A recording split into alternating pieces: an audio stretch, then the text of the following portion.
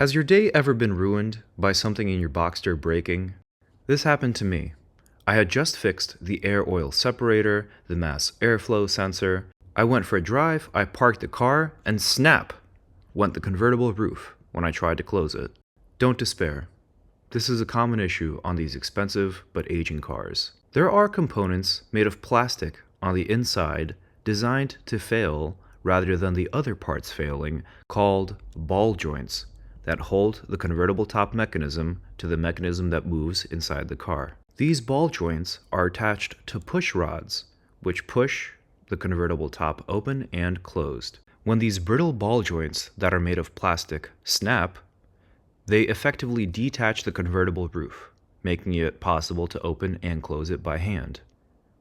Coincidentally, the convertible roof is also completely disconnected from the actual mechanism that lifts or lowers the roof. In today's video, we'll show you how to fix this common issue on Boxsters. We'll provide all the tools, parts, and guides necessary. By the way, if you answered no to the earlier question about something in the Boxster breaking, your day was not ruined, you looked at it as a new opportunity to learn something, then I have massive respect for you. Okay, let's get started. This issue can happen very suddenly and very unexpectedly. You go to open the thing, you press the thing, and you'll hear the mechanism and the sound of the thing operating.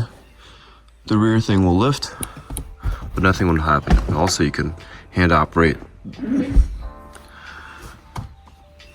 your convertible top. It can move. The first thing you'll want to do is completely stop. Do not use the mechanism if it's broken.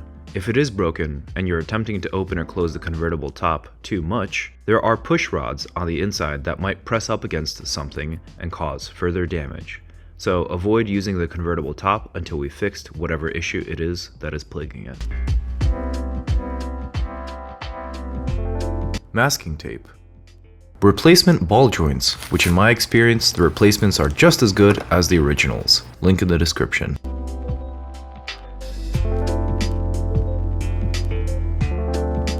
With the key in the ignition, the first step is to give power to the vehicle in order to start opening the convertible top. The top won't move, but the push rods and the mechanism should. Very carefully pulse it. We're going to want to gently pulse the opening button and listen carefully for the push rods pressing against anything. If you won't really feel resistance, but if you hear resistance, please immediately stop so that you don't cause any further damage. Go around the back and check what the push rods or the mechanism is interfering with before proceeding.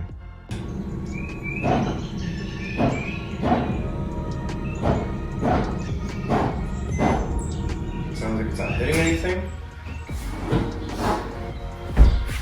Looks like it's not raised high enough here, unfortunately, still.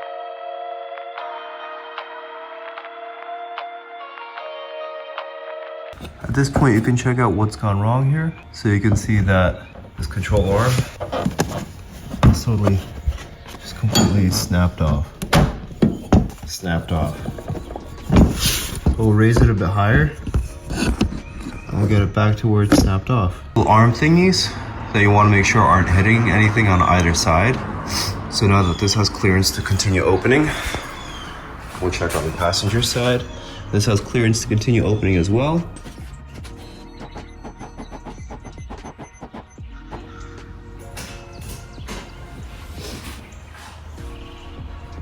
You want to check that not only has the cap raised, this secondary mechanism has started operating. You'll be able to see it from inside the car. You'll be able to observe the secondary mechanism also moving.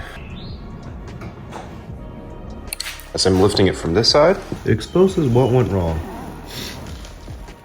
And this guy just simply snapped off. So as you can see, it doesn't really hold itself anywhere. On the left is the arm folded back. On the right is the snapped thing. Phase 1 will be to get the snapped thing off.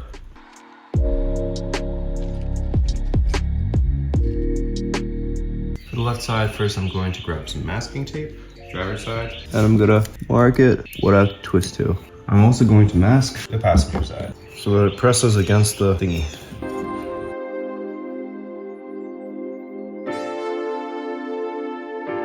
The passenger side is turning out to be really easy. You just untwist it. So I'm going to do that now. As you can see, mine's twistable by hand, which is super nice. Be careful not to drop it because you don't want to clog a drain hole. You can see the twisty thing exposes the thread.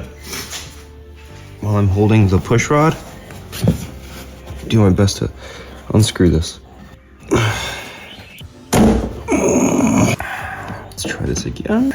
No, it slips through. Mine warps, but does not want to come off. I'm going to wrestle with this for a little bit and try to get it off before resigning myself to detach the push rod. So the 101 projects book. The 101 projects book is a tad unforgiving to the 987. So they don't really list what you need to disconnect the push rod. In my case, I was playing around. This is a 5. You've come to the right place. This is a very 987 friendly channel. So, subscribe. So, it is not this bolt here. It is not this bolt here. It's the one behind it at the end. Sorry about the filming quality. This is a very cozy spot. Oh, before I forget, before you start tooling on anything, see that drain hole over there? Put a microfiber and cover the drain hole so that if you disconnect it, you accidentally won't clog it. Be sure to pull it out all as one piece. And as predicted, something fell off. And had it not been for the microfiber towel, it goes rubber gasket, then another rubber thing, then the push rod, and finally this bolt. So we have to, this is the order, the correct order it goes in.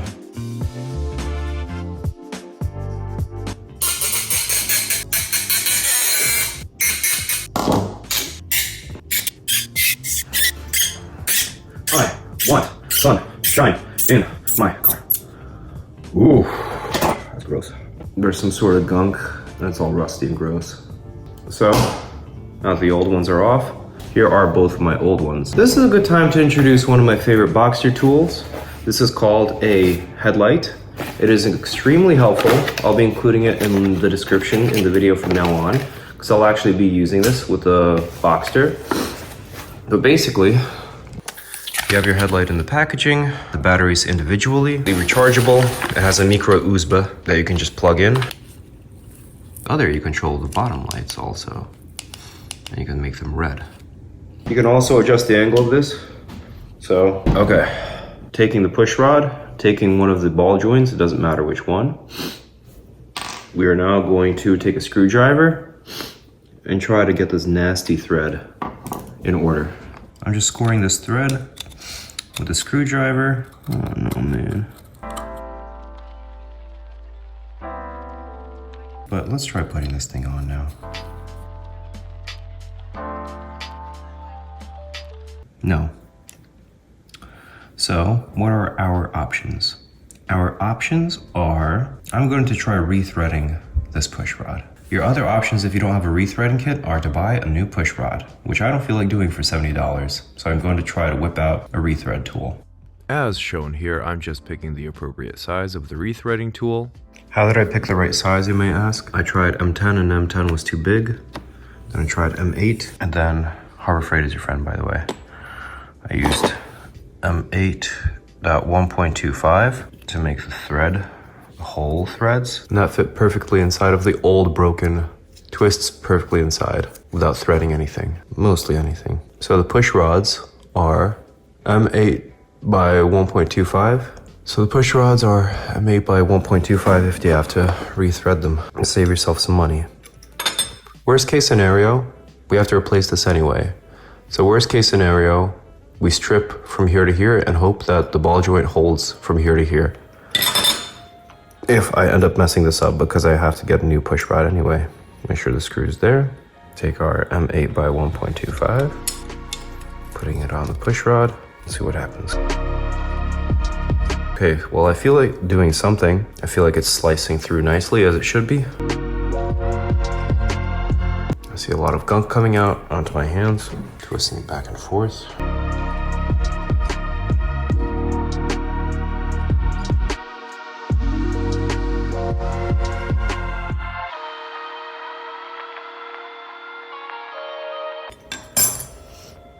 Now we have a new thread. This is where it got eaten away. by rust, but here's our nice thread for our new ball socket now.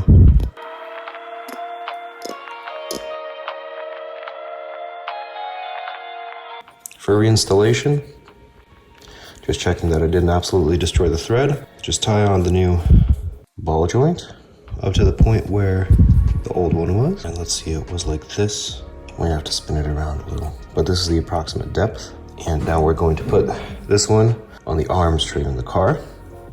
And let's go there right now. To reinstall the push rod, it goes, keep the microfiber there. The same side the bolt goes in, the same side the E-Torx goes in, we put the square bit socket in.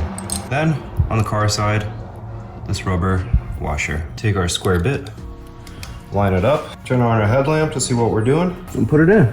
Just kidding, I'm gonna thread this by hand to make life easier first. Right now I'm just gonna finish bolting this in without blocking the camera. Push the control rod that way. I'm going to try and move it without blocking the camera. You can tighten this as much as you want, or don't over tighten it. It's going to, on its own, determine how much it needs to be tightened. So as long as you don't over tighten it, you don't have to overthink this step. You can still move the push rod up and down, even though the bolt went in all the way that it's supposed to. Now I'm gonna screw on this one onto that push rod, the push rod facing that way. Well, the next step is to get the ball joints, the broken pieces off of the tips of the old balls. So I can't reach anything really well here. So what I'm going to do is put the convertible top in service mode. That's pretty simple. You just unhook this. You push it down a little. With it, the push rod's disconnected. You push on this ball joint with one finger, it comes right out. And then you also disconnect the clip back here. You just push it down. It'll give you more space to actually fix the convertible top. This is the old broken ball thingy. So I don't know, I need to block under this with a microfiber and somehow get this off. I think I'm gonna use a screwdriver. Going from this way, I'm just shoving a microfiber towel under it. If I attack it from here, all the way over there in the distance is that ball joint. You can see the new push rod is in the way now, so let me get it out of the way. So I should just be able to pop this off. Let's see if I can get a finger in here. Got it. So, popped right off. The microfiber caught it. So not super complicated, not terrible. I'm going to remove this. And now, we have to remove the other side. I'm going to make sure the other push rod is also angled back, like so. I'm going to fold this back, like so. There's the old ball joint. I'm just putting a screwdriver, gently twisting it without going crazy. There's some sort of gunk or residue on it. And there we go. Now I fold the top back. Microfiber caught the old piece. Microfiber. Out of both sides. Microfiber. I'm not microfiber.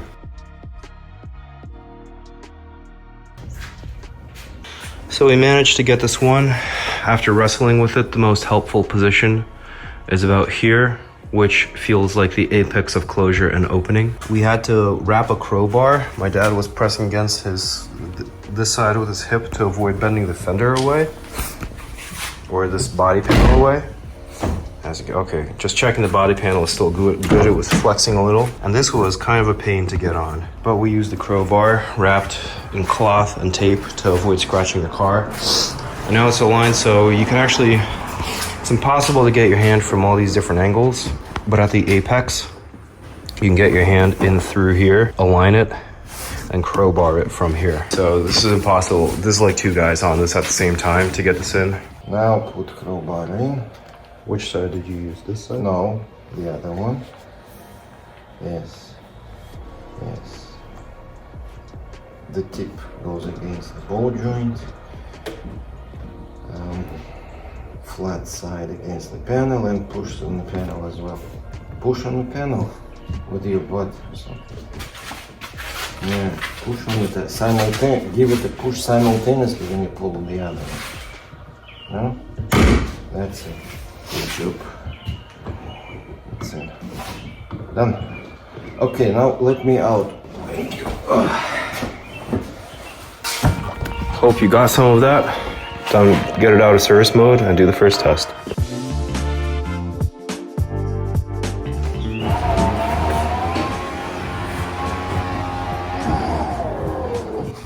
better than before. You'll want to make sure, so my convertible top didn't fully meet this after I fixed the elastics and everything.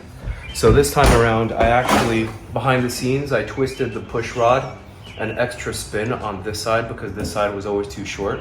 That's probably what causes stress on the plastic bearing. So now I'm clicking in, plastic bearing should last forever. I noticed a lot less creaking. This feels good.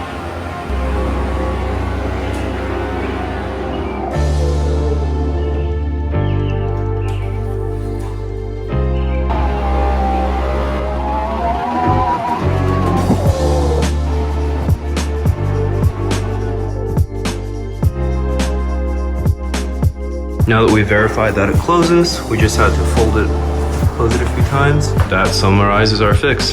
Thanks for tuning in.